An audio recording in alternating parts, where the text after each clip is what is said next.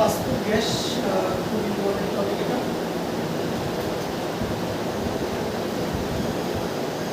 তো এতদিন পর্যন্ত আমরা কি বলছি আদর্শ গ্যাস। আদর্শ গ্যাস কাকে বলে? যে সকল গ্যাস সকল তাপমাত্রা ও চাপে P = সমীকরণ মেনে চলে তাকে বলা হয় আদর্শ গ্যাস। আর যারা মেনে চলে না তাদের কি করে? বাস্তব গ্যাস। এখন আদর্শ গ্যাস বলতে আসলে কোনো গ্যাস নাই, এটা সম্পূর্ণ একটা কাল্পনিক একটা কনসেপ্ট। তাহলে এখন আমাদের করতে হবে বাস্তব গ্যাস। আমাদের আশেপাশে যত গ্যাস আছে, আমাদের পরিবেশে আমরা যে গ্যাসগুলো পাই সবই কি বাস্তব, কোনো কিছুই আদর্শ না। তো এখন আমরা অলরেডি হচ্ছে যে বয়েলের সূত্র পড়ে আসছি। তো ওইখানে আমরা যখন গ্যাসের চাপ বনাম আয়তন লেখচিত্র অঙ্কন করতাম, কেমন আসতো গ্রাফটা? আয়তাকার অধিবৃত্ত আসতো। এখন বিজ্ঞানীরা যেটা করলো, তারা হলো বাস্তব গ্যাসের জন্য চাপ বনাম আয়তন গ্রাফ অঙ্কন করলো, আবার আদর্শ গ্যাসের জন্য তারা চাপ বনাম আয়তন গ্রাফটা অঙ্কন করলো। করার পরে তারা বেশ আশ্চর্য হলো। তারা এখানে দেখতে পেল যে যখন চাপের মান কম থাকে, এটা হচ্ছে লো প্রেসার, এই রেখাটা হচ্ছে লো প্রেসারের জন্য।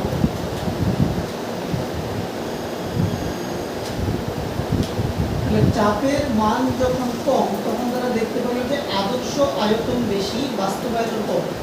মানে আদর্শ গ্যাসের আয়তনটা বেশি, বাস্তব গ্যাসের আয়তনটা কম নিম্ন চাপে, লো প্রেসার। আবার যখন হাই প্রেসার, এই যে রেখাটা,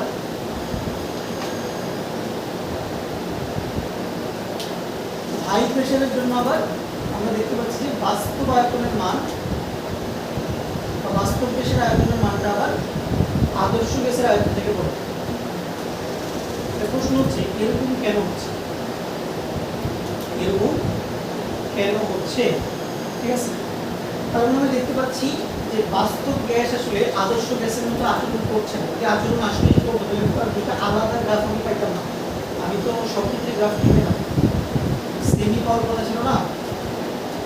যদি গ্যাসগুলো আদর্শ হইতো, ওকে, কিন্তু আমি দুটো ভিন্ন ধরনের লেখচিত্র পাচ্ছি।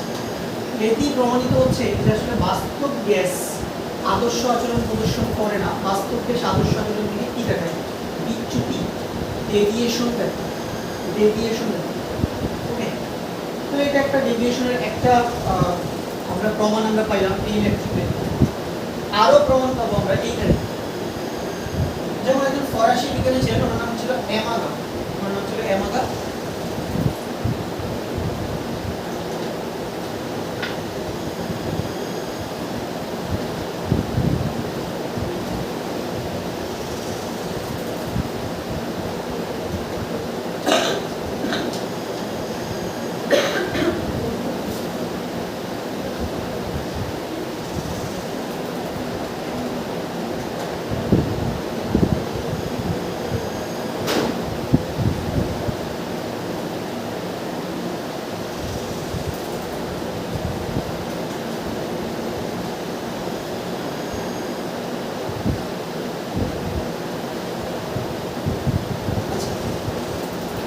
কি বললাম, ফরাসি বিজ্ঞানী এমাগা, উনি যেটা করলো, উনি হচ্ছে পিভি বনাম পি লেখচিত্র। তো আমরা পিভি বনাম পি লেখচিত্র কিন্তু আগে শিখছি, ওইখানে দেখছি যে আমাদের লেখচিত্রটা কেমন আসে। লেখচিত্রটা আসে কি এক্স অক্ষে সমান্তরাল আসে। কোন গ্যাসের জন্য? আদর্শ গ্যাস। কিন্তু উনি দেখলো যে বিভিন্ন গ্যাসের জন্য পিভি বনাম পি লেখচিত্র আসলে এরকম এক্স অক্ষের সমান্তরাল রেখা আসতেছে। উনি দেখলো যে হাইড্রোজেন, হিলিয়াম এদের গ্রাফ একদম সোজা উপরে উঠে গেছে, সোজা উপরে। নাইট্রোজেনের গ্রাফ প্রথমে নিচে নামছে, তারপরে কোথায়? উপরে উঠছে। কার্বন ডাই অক্সাইডের লেখচিত্র সেম, প্রথমে আরো বেশি নিচে নামছে, তারপরে কি সে আস্তে আস্তে উপরে উঠছে। তার মানে কেউই দেখো এক্স অক্ষের সমান্তরাল লেখচিত্র শো করতেছে। তার মানে এই গ্যাসগুলো আর আদর্শ গ্যাসের মতো আচরণ করছে, তারা আদর্শ আচরণ থেকে কি দেখাচ্ছে? বিচ্যুতি, ডেভিয়েশন। এখন বিচ্যুতি আবার দুই ধরনের আছে। এই আদর্শ গ্যাসের যে রেখা, এটার নিচে যে বিচ্যুতি, এই অঞ্চলটা যে আছে, এটাকে আমরা বলি ঋণাত্মক বিচ্যুতি। ঋণাত্মক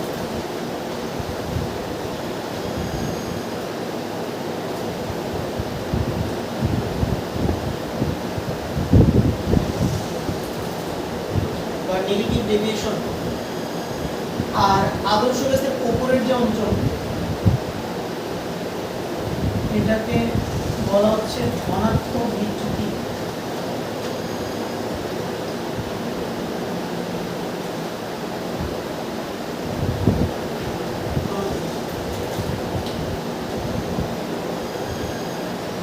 হাইড্রোজেন, হিলিয়াম অলওয়েজ ধনাত্মক বিচ্যুতি দেখায়। নাইট্রোজেন, কার্বন ডাই অক্সাইড এরা লো প্রেসারে নেগেটিভ ডেভিয়েশন দেখায়, মানে চাপের মান যখন কম, আবার চাপের মান যখন অনেক বেশি বেড়ে যায়, তখন আবার তারা পজিটিভ ডেভিয়েশন কি শো করে। তাহলে এখন আমরা বুঝে গেলাম যে ডেভিয়েশন তো হচ্ছে, এটুকু তো বুঝছি বাস্তবিক ডেটা থেকে, ওইখানে এটা করে এখন এটা বুঝছি। এখন আমাদের মনে যে প্রশ্ন দাঁড়াইলো যে বিচ্যুতি হচ্ছে কেন? ঠিক আছে, কেন বিচ্যুতি? এটা তো বুঝলাম বিচ্যুতি হচ্ছে, বাট কেন কেন বিচ্যুতি হচ্ছে? এর পিছনে কি এমন কারণ আছে? তখন হচ্ছে যে বিজ্ঞানীরা এই বিচ্যুতির কারণ খোঁজা শুরু করলো।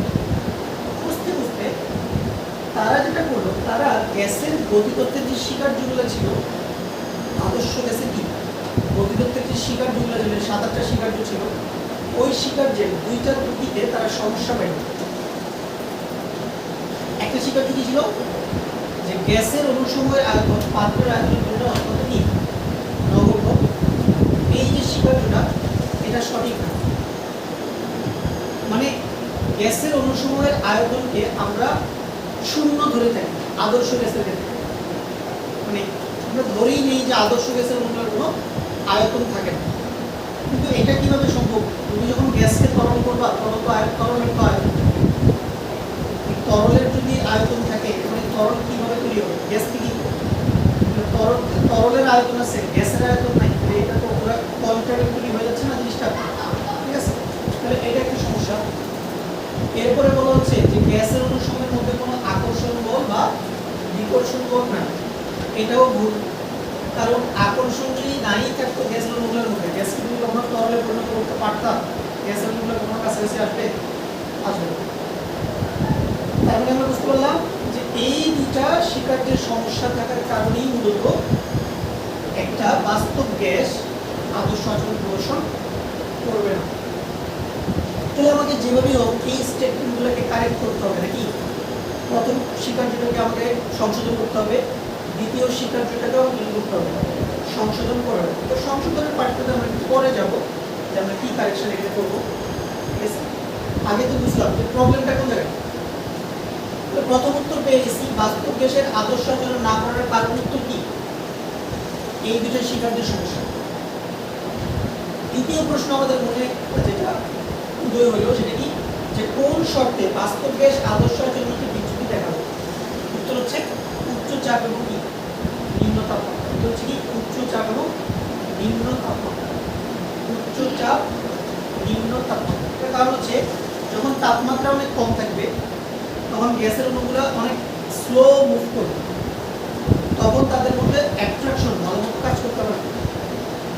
আর উচ্চ চাপ মানে কি, যখন তুমি অনেক বেশি চাপ দিয়ে গ্যাসের মলিকুলগুলোকে অনেক কাছে কাছে নিয়ে আসবা তখনও গ্যাসের অণুগুলোর মধ্যবর্তী আকর্ষণ বল ঠিকঠাক মতো কাজ করতে পারবে। এই জন্যই মূলত এই দুটা শর্ত বিচ্যুতি কি হবে বেশি, বিচ্যুতি হবে বেশি।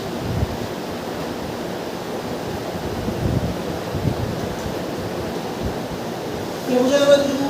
ঠিক আছে, এখন আমরা এই দুটা কারণের দিকে যাই। এই যে দেখো যে লো প্রেসারে V Real is greater than বলছি, লো প্রেসার হচ্ছে V Real is less than V ideal. মানে দেখো যে প্রেসার যখন লো তখন কি হচ্ছে,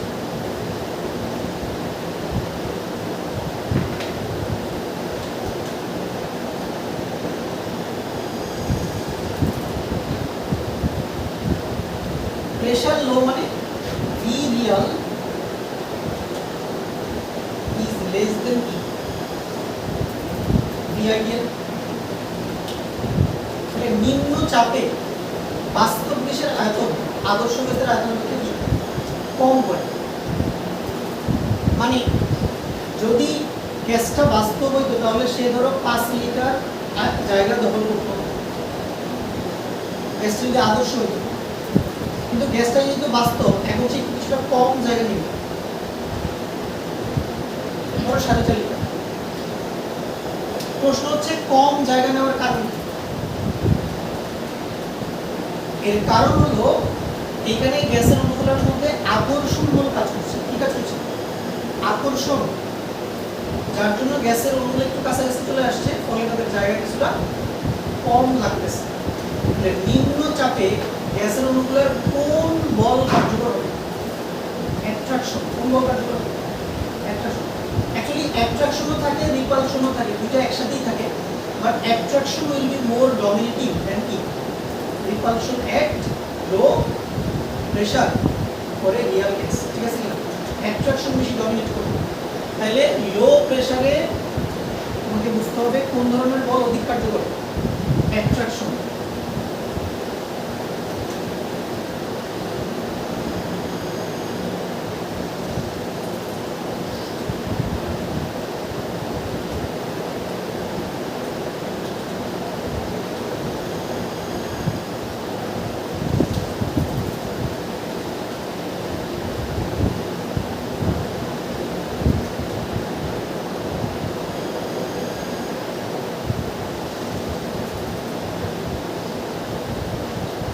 যখন দেখো প্রেসার যখন হাই,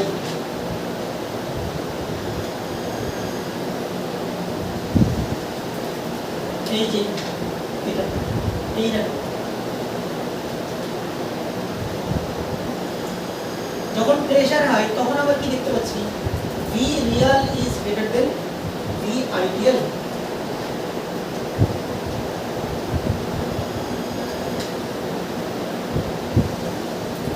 কিন্তু এটা 6 লিটার জায়গা দখল করে, এটা ধরো 5.5। তাহলে উচ্চ চাপে আমি দেখতে পাচ্ছি যে গ্যাসের অণুগুলোর জায়গা বেশি লাগতেছে আদর্শ গ্যাস অপেক্ষা। কেন? কারণ এইবার গ্যাসের অণুগুলোর মধ্যে কোন ধরনের বল কার্যকর হচ্ছে? বিকর্ষণ। কোন ধরনের বল? বিকর্ষণ বল। হ্যাঁ, অ্যাট্রাকশনও আছে, বাট এবার repulsion is more dominating than attraction. ঠিক আছে, বিকর্ষণ অধিক কার্যকর।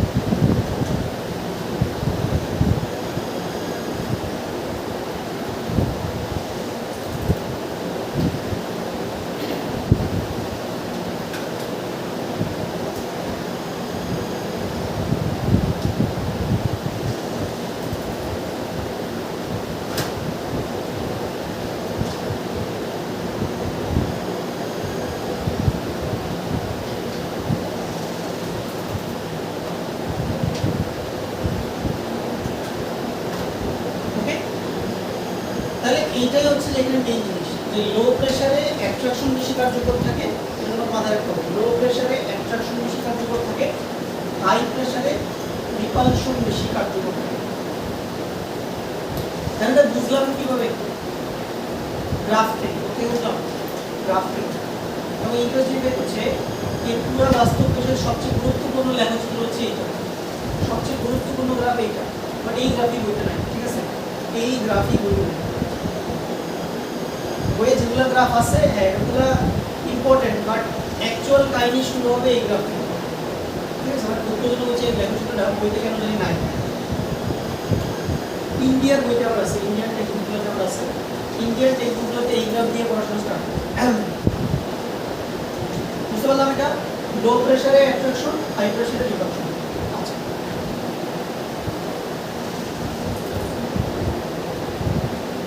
এই দুটো কথা ক্লিয়ার? এগুলো মুছে দিচ্ছি।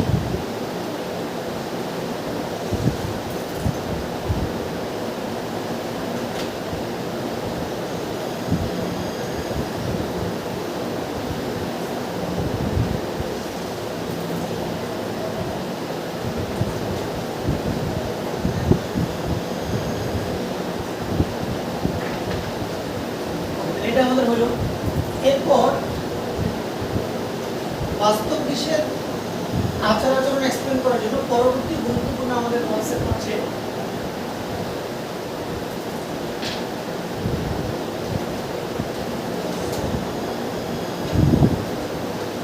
সংকোচনশীলতা গুণাঙ্ক।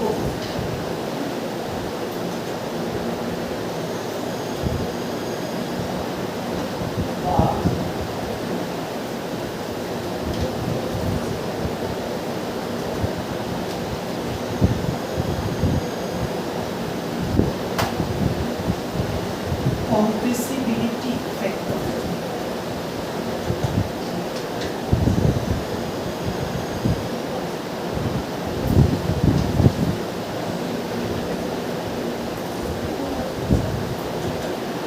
এটা প্রকাশ করা হয় z দিয়ে, z z।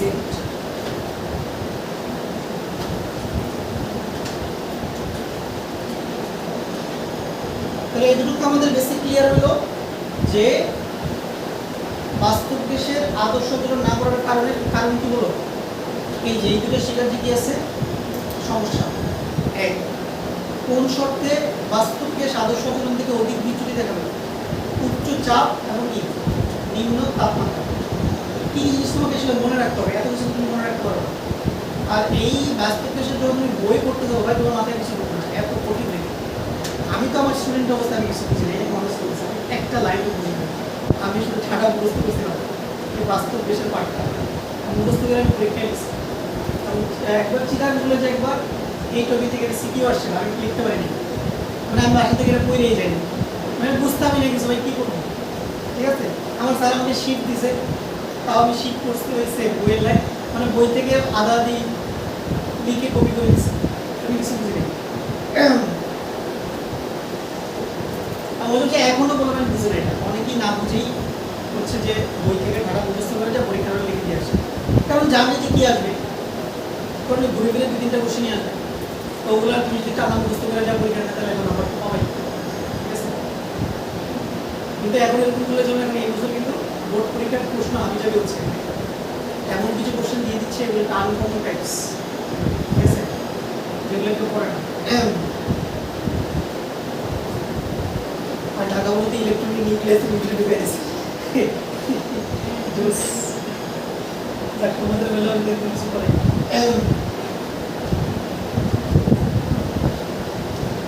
রাদারফোর্ড আর কি জানি বলে ম্যাক্সওয়েল একটা ড্যাশ দিল, যাক আমাদেরকে কেউ তো সম্মান দিল।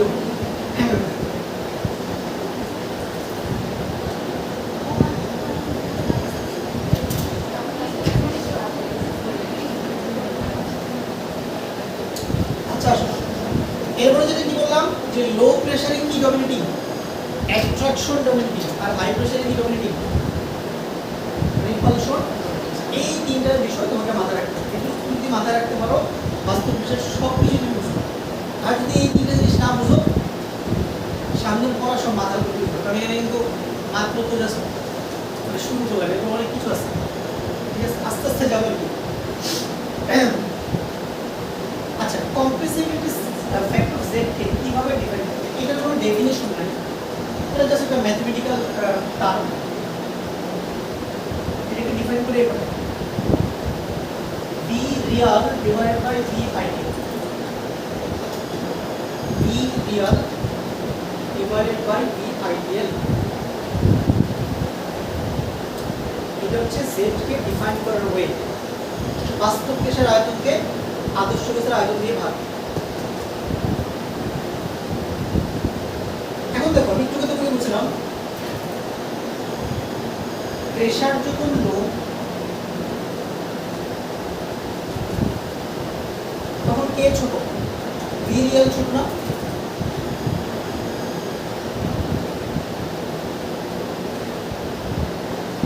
এই সিরিয়ালে যাও pressure low V Real is less than V ideal. তাহলে এখন লক্ষ্য করো যদি ভি আর এর মানটা ভি আইডিয়াল থেকে ছোট হয় তাহলে এই ভাগফলটা কি এক থেকে বড় আসবে নাকি এক থেকে ছোট, এক থেকে ছোট আসবে, এক থেকে ছোট আসবে, তাহলে জেড এর মান আসবে এক থেকে কি ছোট,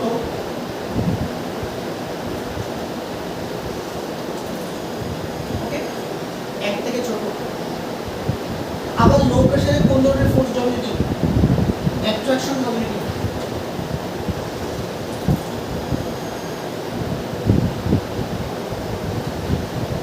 তাহলে আকর্ষণ বল বেশি ডমিনেটিং। এখন তুমি লক্ষ্য করো যদি গ্যাসের অণুগুলোর মধ্যে আকর্ষণ বেশি কাজ করে তাহলে গ্যাসের অণুগুলোকে কাছাকাছি আনা সহজ হবে নাকি কঠিন হবে? অবশ্যই সহজ হবে। গ্যাসের অণুগুলোর মধ্যে যদি আকর্ষণ বেশি কাজ করে তাহলে অবশ্যই তাদেরকে কাছাকাছি আনাটা ইজি হবে, মানে গ্যাসকে কম্প্রেস করা, গ্যাসকে সংকুচিত করা, গ্যাসকে তরল করা তোমার জন্য কি হবে, সহজ হবে। কি হবে? সহজ হবে। তার মানে জেড এর মান যদি এক অপেক্ষা কম হয় তার মানে গ্যাসটা হচ্ছে অধিক সংকোচনযোগ্য।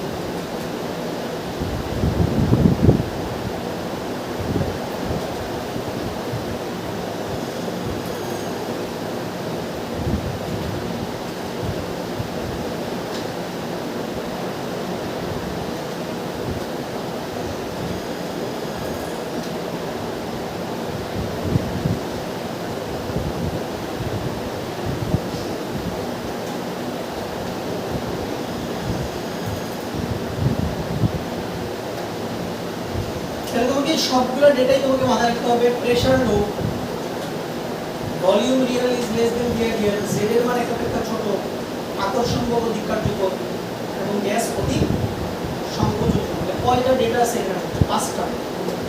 1 2 3 4 পাঁচটা তথ্য আছে।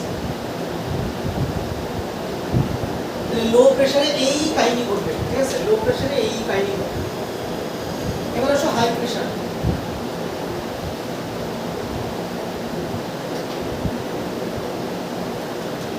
হাই প্রেসারে কি হবে? V real is greater than V ideal,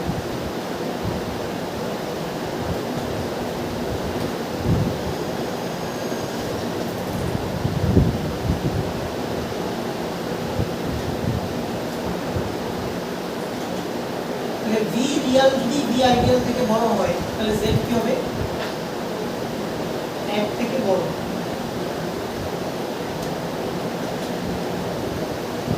কোন ধরনের বল কার্যকর?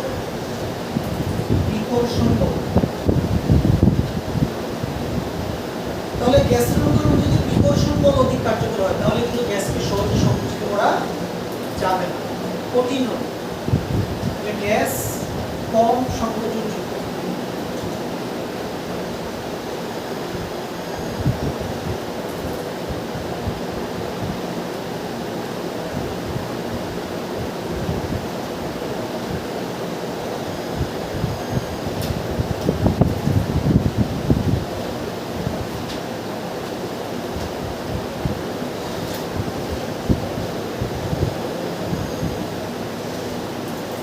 এই হলো আমাদের হাই প্রেসারের 5টা ডেটা। এখন এরকম সিনারিও যদি হয়, দেখো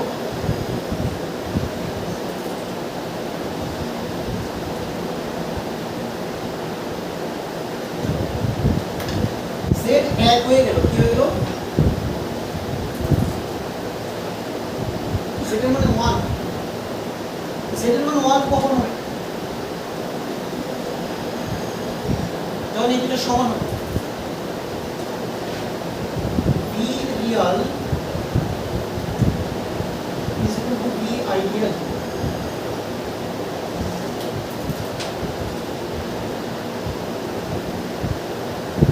তাহলে আদর্শ গ্যাসের আয়তন বাস্তব গ্যাসের আয়তনের সমান। এর মানে অ্যাকচুয়ালি এখানে গ্যাস দুইটা সেম, মানে সেম বলতে গ্যাস দুইটা আসলে আদর্শ, মানে গ্যাসের দুইটা সিচুয়েশন কি আদর্শ সিচুয়েশন, ঠিক আছে?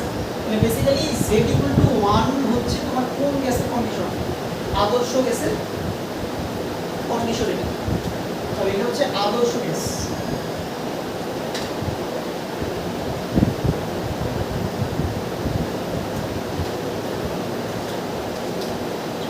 দুইটা আয়তন সেম মানে কি? গ্যাসটা তো আদর্শই না, মানে গ্যাসটাকে বাস্তব চিন্তা করলেও যা, গ্যাসটাকে আদর্শ চিন্তা করলেও তা, তো আদর্শই চিন্তা করি আমরা। আচ্ছা, তাহলে হচ্ছে এবার z = 1। এবার আসো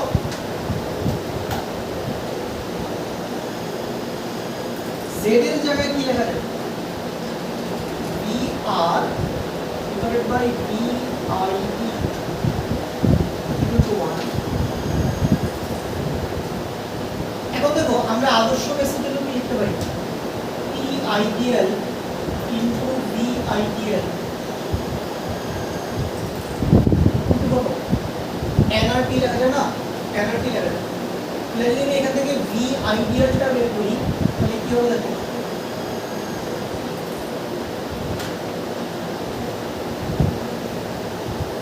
v real VID কত? VID হচ্ছে nRT by PID।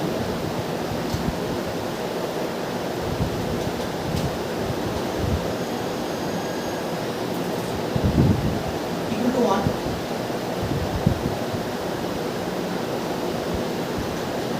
ये PID কই যাবে? উপরে যাবে। PID VR by nRT সমান 1। কি লেখা যাবে? PID VR। আচ্ছা VR কে আমরা তাহলে VID তো লিখতে পারি। VR কে তাহলে তো VID লেখা যায় না?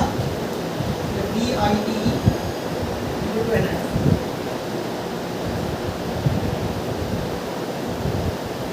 বেসিক্যালি আমি এটা তোমাকে বুঝে যাচ্ছি যে z = যদি 1 হয় তাহলে p = কি হবে? nRT হবে। z = 1 হলে p = nRT হবে।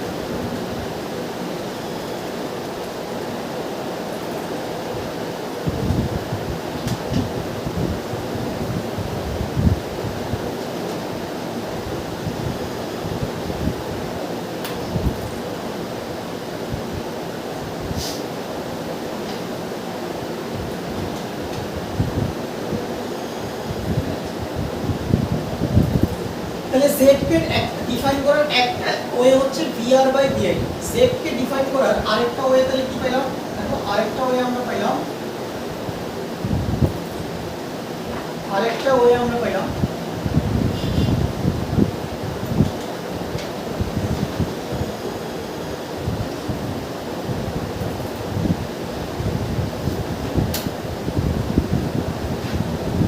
PID VR by nRT, এটা পেলাম। ওই যে VID এর জায়গায় আমরা লিখছি, VID এর জায়গায় আমরা লিখছি nRT by PID, তাহলে PID টা উপরে উঠে গেল, তাহলে আমরা পেয়ে গেলাম z PIDL volume real divide by nRT। So আমাদের বইতে জিনিসটাকে এভাবে লেখা আছে, দেখো আমাদের বইতে লেখা আছে PV বাই nRT,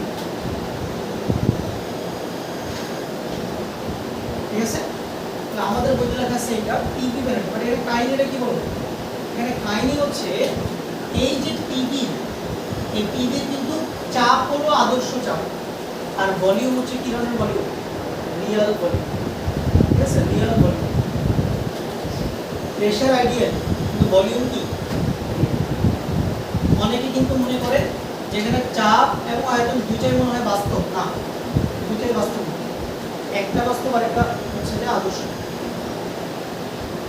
এইভাবে লেখা থাকার কারণে আমরা জিনিসটা বুঝতে পারি না। তো তোমরা এখন সমস্যা নাই, তোমরা এইটাই ব্যবহার করবা, ঠিক আছে?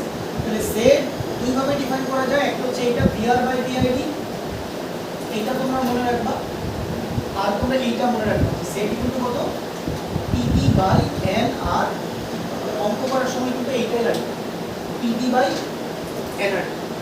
এখন তুমি দেখো যদি z এর মান 1 হয়,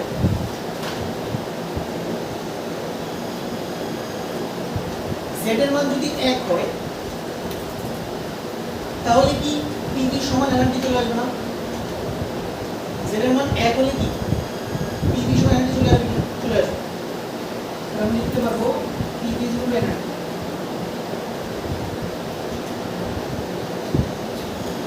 এটা হলো আদর্শ, আদর্শ কেস।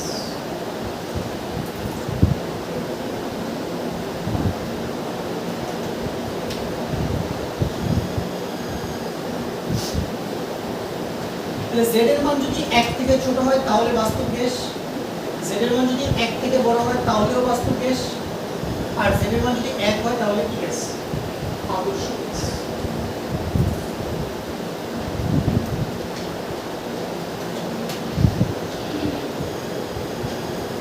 তো আশা করি আমরা কমপ্লেক্সিটি ফ্যাক্টর জিনিসটা বুঝতে পারছি। এখন আসো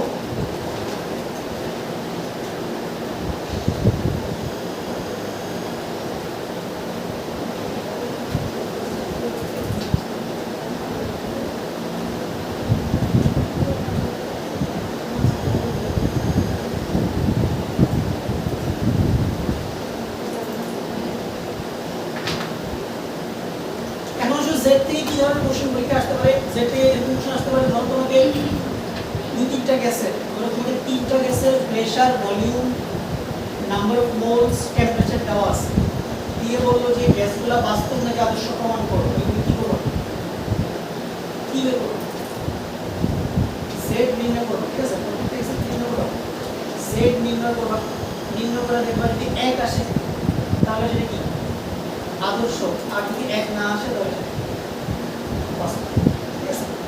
আচ্ছা, এখন আদর্শ গ্যাসের z হলো 1, তাহলে আমি 1 থেকে যত দূরে যাব, 1 থেকে যত দূরে যাব, মানে আমার z এর মানটা 1 থেকে যত দূরে হবে এর মানে কি আমার বাস্তব গ্যাসটা আদর্শ আচরণ থেকে বেশি বিচ্যুতি কি প্রদর্শন করছে।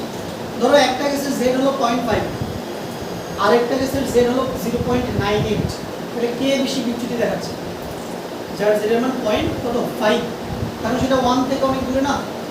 আমি 1 এর যত কাছাকাছি থাকবো তত আমি কি আদর্শ আচরণ কি, আদর্শ আচরণ তো শো করবো না, আমি আদর্শ আচরণের কাছাকাছি আমি কি ধাবিত হচ্ছি।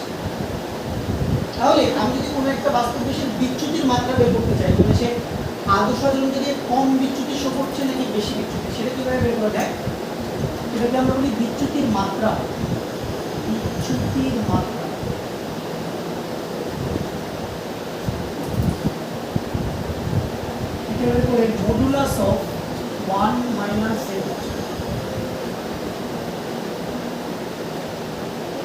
মডুলাস অফ 1 মাইনাস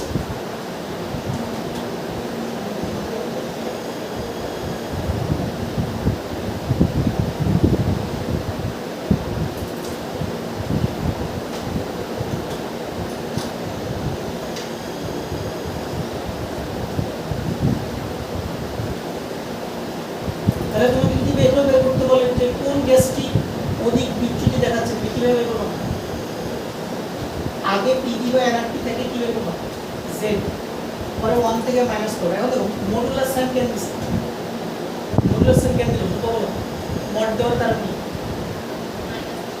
হ্যাঁ হ্যাঁ মাইনাস আসলে যেতে পারছো তুমি বিচ্যুতির মাত্রা আবার নেগেটিভ কিভাবে হবে ঠিক আছে কারণ জেড এর মান যদি 1 এর চেয়ে বড় হয়ে যায় তাহলে কি যাতে করে মানে তখন তো ভিতরে নেগেটিভ সাইন চলে আসবে ওটাকে পজিটিভ করার জন্য মড সাইন দেওয়া হয়েছে ঠিক আছে ওকে তাহলে আমাদের কমপ্লিসিবিলিটি ফ্যাক্টরের কাহিনী আমাদের হয়ে গেল ঠিক আছে তাহলে আমরা আগে পড়াগুলো এখন রিভাইজ করি জিজ্ঞেস করে কোশ্চেন 5 মিনিট রিভিশন দাও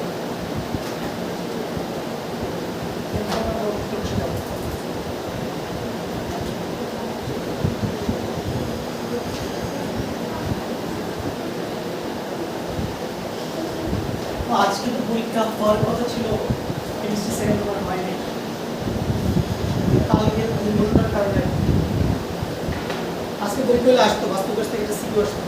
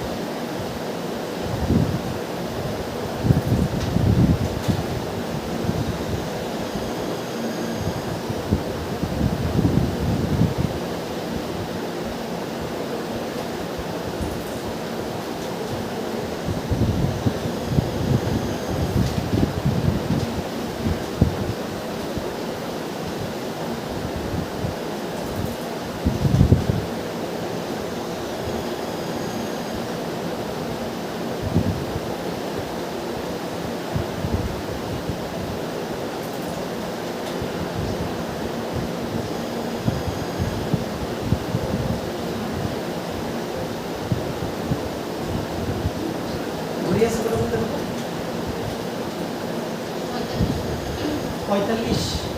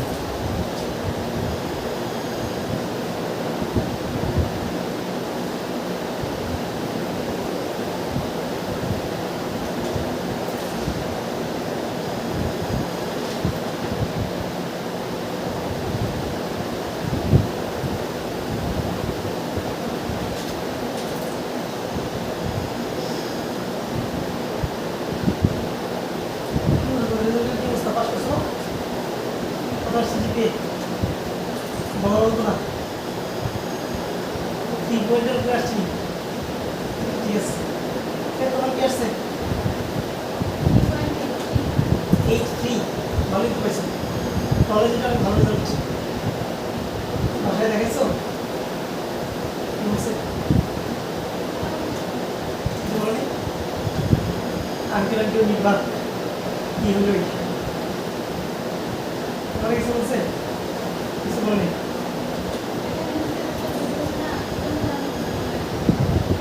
বুঝি তো অ্যাটেন্ডেন্সে কোনো নাম্বার নেই, জিরো। আর ওগুলো থাকলেও রেজাল্ট খুব বেশি ইমপ্রুভ হতো না। অ্যাটেন্ডেন্স আর সিটি এগুলো তেমন নাম্বার নাই।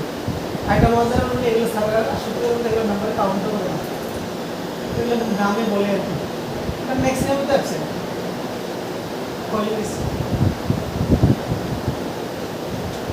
এর মধ্যে রেজাল্ট ইমপ্রুভ হলেও ধরো একটা 3.83 থেকে কত পারবে, 4 হবে হাইস্ট, যদি ওগুলো সব কাউন্ট করি 4ই তো হবে নাকি, 3.83 এর পরের মধ্যে পার্থক্য কি? কোনো পার্থক্য নেই। যেমন সিজিপিএ 3.3 আর 3.49 এর মধ্যে কোনো পার্থক্য নেই, বা সেটা যদি 3.5 হয়ে যায় তাহলে it can make a big difference. সে 3.49 নিয়ে গ্র্যাজুয়েশন শেষ করছে, ওর জীবনে দুঃখের কোনো সীমা নেই।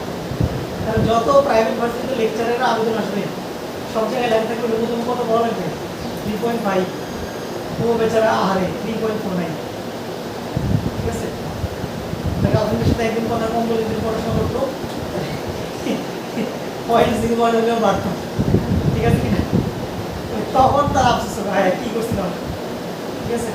পরীক্ষার আগের একটা সারাদিন যদি চ্যাট না করে একটু পড়তাম তাহলে জীবনে একটু উন্নতি হতো, তখন বুঝবে মনে এটা প্রতীক উদাহরণ দিলাম, বাস্তবে এরকম হয় এরকম না, জাস্ট ফর এক্সাম্পল।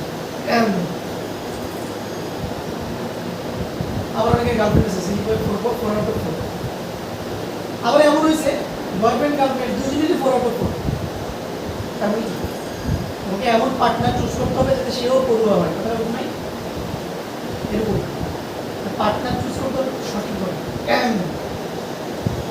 কারণ আমার এই ক্লাসমেট তো আছে, এখানে দুইজনই সিজিপিএ 3.75 এর উপরে। মজার মনে হচ্ছে ছেলেটার সিজি প্রথমে কম ছিল, ওর প্রথম এক সেমিস্টারের রেজাল্ট ছিল 3.4 প্লাস, 3.5ও পাইনি।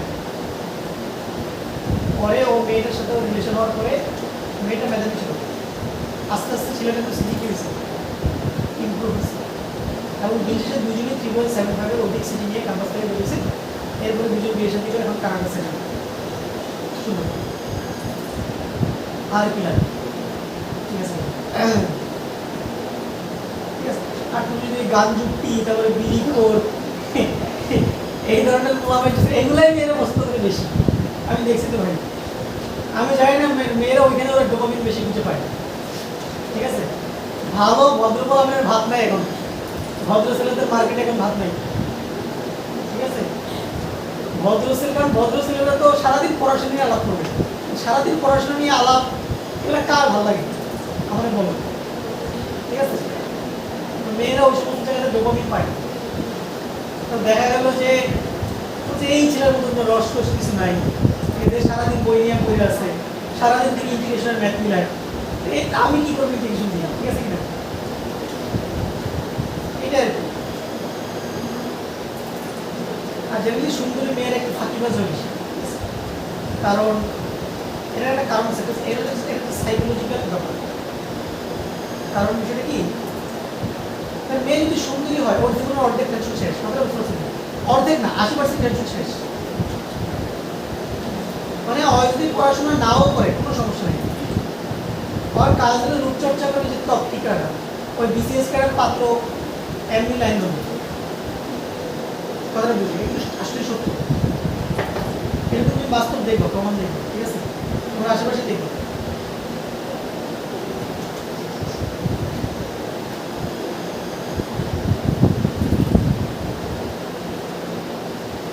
এই যদি চেহারা সুন্দর না হয় ভাই, জীবনে একটাই কাজ পড়াশোনা করতে হবে, আম নাইলে ভাত দিব না।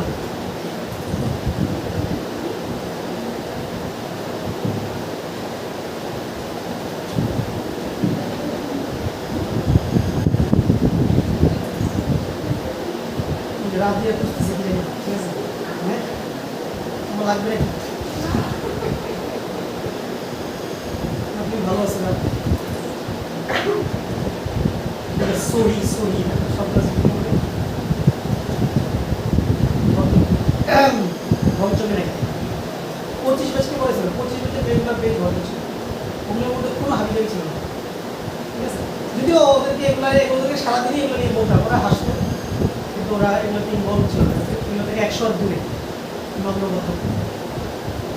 ওরা 24 ব্যাচে মোটামুটি নম্রভদ্র ছিল, 23 ব্যাচে একটু ঝামেলা ছিল। এই বর্তমান যে ব্যাচ 27 ব্যাচ ভাই ডেঞ্জারাস, মেয়েগুলো ভয়ানক, খুবই ডেঞ্জারাস। মানে আমি ক্লাসে কথা বলার সময় মানে আমাকে চিন্তা করতে কথা বলবো কিনা, কারণ এদেরকে একটা কথা বলে এটা পার্সোনালি নিয়ে নিবি। মনে করো তুমি মানে ফান করতে গিয়ে একটা কথা বলতেই পারো, আমি যা বলি তার 100, যদি আমি 100টা কথা বলি তার মধ্যে 102টা কথাই ফান, ঠিক আছে? আমি কোনো কিছু এত সিরিয়াসলি বলি না, পড়াশোনার বাইরে আমার কোনো কথাই সিরিয়াসলি নিয়ে হতে পারে, ঠিক আছে? আমি মজা করে বলি, আমিও আসি, তোমরা হাসবে, একটু হাসাহাসি দরকার আছে, জীবনে একটু বিনোদন দরকার আছে। তো এই 27 বছরের মেয়েগুলো খুবই ভয়ানক, মানে এরা যে কোন কথায় মাইন্ড করবে আর কোন কথায় মাইন্ড করবে না, মানে এটা কোনো বুঝার উপায় নেই। আমি সেটা দুটা মেয়ে কি জানি মজার সাথে কি জানি বুঝলাম, ও মা এরা নাকি মাইন্ড করে দিচ্ছে যে ভাই এটা কেন বলবো, ঠিক আছে?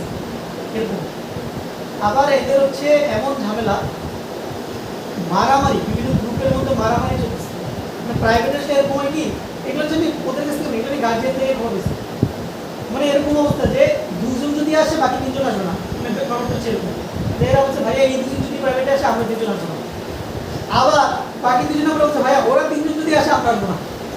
কারণ আমি কিন্তু তাহলে একটা কাজ করে ভাই পুরো 5 জনই আসার দরকার নেই, হিসাব সুন্দর, ঠিক আছে? মারামারি করার কোনো দরকার নেই, ঠিক আছে? আমিও প্যারামুক্ত থাকি, তোমরাও প্যারামুক্ত থাকি, এরকম ঝামেলা। আবার এরা নাকি বাসা করে একটা ঠিক করছে বায়োলজি গ্রুপিং, ঠিক আছে? একটা মেয়ে আছে, মেয়েটা নম্বর বলতো, তো বাকি মেয়েগুলো ওই মেয়েকে প্রাইভেটে নিবে না, বলে যে না ভাই এই মেয়েকে নেওয়া যাবে, ঠিক আছে? এরকম মারামারি, এরকম প্রচুর ঝামেলা, ঠিক আছে?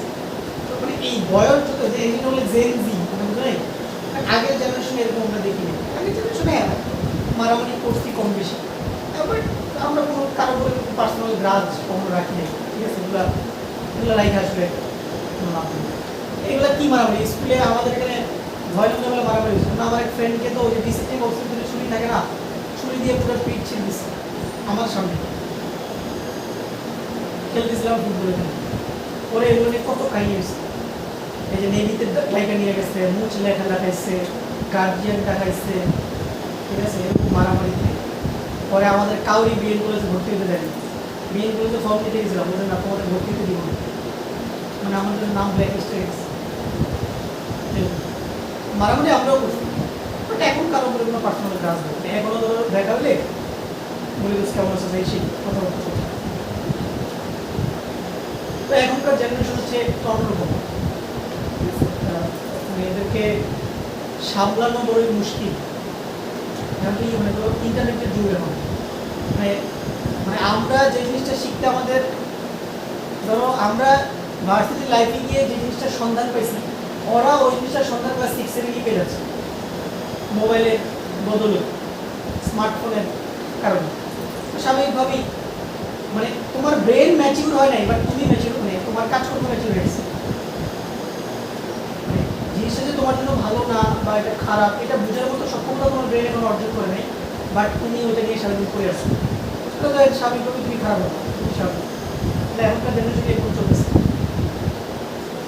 যাই হোক, পড়া জিজ্ঞেস করি কয়েকটা, বলো রূপা, বলো বাস্তব দেশের আদর্শ আচরণ না করার কারণ,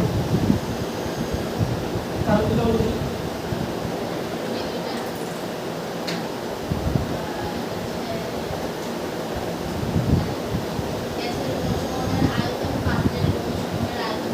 পাত্রের অনুষঙ্গ হবে কি জিনিস, পাত্রের আয়তন অত্যন্ত নগণ্য,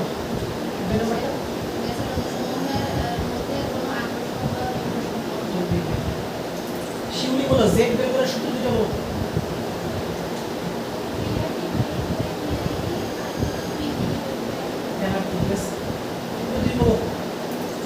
কার্ভ, এটা কি বলে কার্ভ না, ঠিক আছে। তুমি বলো কোন শর্তে বাস্তব গ্যাস আদর্শ আচরণ থেকে অধিক বিচ্যুতি দেখাবে? উচ্চ চাপ এবং নিম্ন তাপমাত্রা, ঠিক আছে। আপনার জন্য তুমি বলো Z <1 হলে বাস্তব আয়তন ছোট হবে নাকি আদর্শ আয়তন? বাস্তব আয়তন ছোট হবে, dr by dI না, এটা বাস্তব ছোট হবে। এবং কোন ধরনের বল কার্যকর হবে? আকর্ষণ বল নাকি বিকর্ষণ বল? আকর্ষণ। গ্যাস কি কম সংকোচনযোগ্য নাকি অধিক সংকোচনযোগ্য, ঠিক আছে। পাশের জন্য বলো Z যদি 1 থেকে বড় হয় তাহলে চাপ লো হবে নাকি হাই হবে? গ্যাস কম সংকোচনযোগ্য নাকি অধিক? কম সংকোচনযোগ্য। তুমি বলো Z = PD/MRT ইকুয়েশনে চাপ এবং আয়তনের মধ্যে কোনটা বাস্তব কোনটা আদর্শ? চাপ হচ্ছে আদর্শ, আয়তন হচ্ছে বাস্তব, ঠিক আছে। তুমি বলো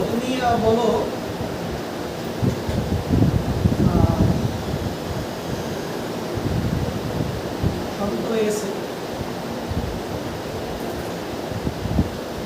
তুমি বলো যে কোন শর্তে বাস্তব গ্যাস আদর্শ আচরণের কাছাকাছি যাবে? দেখি এটা বলতে পারবো।